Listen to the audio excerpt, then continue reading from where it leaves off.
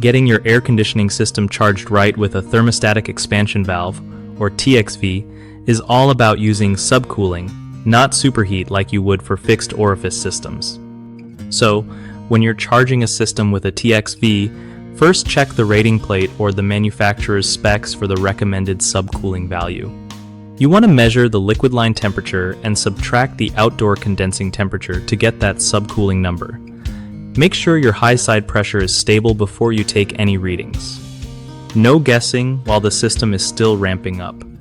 If your subcooling is too low, it means you're starving the evaporator, so add more refrigerant slowly until you hit that sweet spot.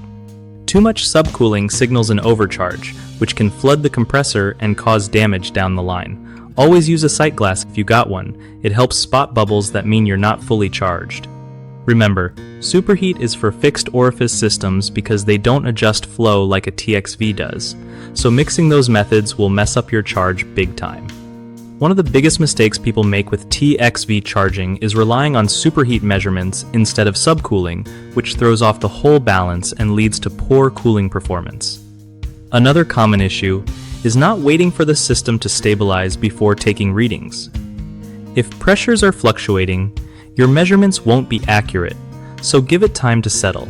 Third, ignoring the manufacturer's specs and just guessing the charge amount can cause all kinds of problems, from inefficient cooling to compressor damage.